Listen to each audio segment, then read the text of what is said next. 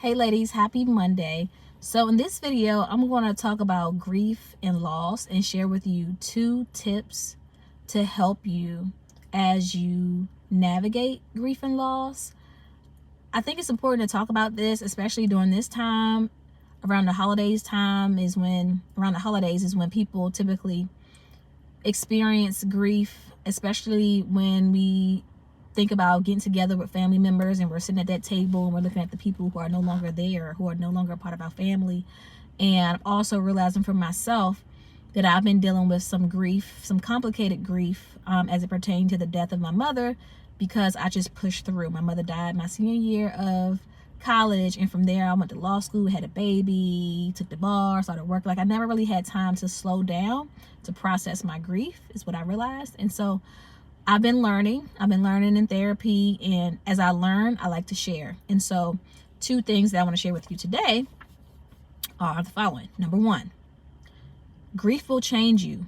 I know a lot of times when we go through grief and when we experience a significant loss, we sometimes yearn to go back to the person we were before we experienced that loss. And what I've learned is that may never happen. We will become a new version of ourselves, and that's okay. We can be healed without being restored to who we were before that loss occurred. Number 2, I'm learning that healing is not linear.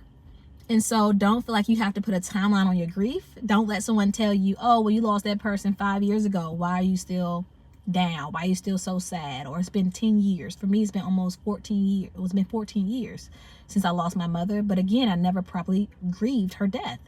And so I've been carrying it around for a long time and just doing all these other things to distract myself, working, shopping, hobbies, all these great, things that are not bad in itself.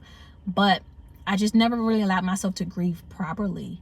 And it's not linear. So some days you're going to be accepting of it. Other days you may go back to anger. Other days you may go back to denial. And so just understand what that process is like so that you don't unnecessarily shame yourself or allow anyone else to shame you or feel guilty for how you're grieving.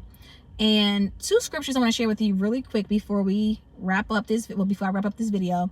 Psalm 34:18, which talks about how God is near the brokenhearted, and Corinthians, I think it's 1 Corinthians 12:9, where it talks about how God's grace is sufficient. Because a lot of times when we're grieving, we feel weak, and it's okay. It's okay. You don't always have to be strong. It's okay not to be okay. Use that time to draw near to the Lord and allow him to help you as you grieve and as you heal. Till next time, take care. Have a great one on purpose. Bye-bye.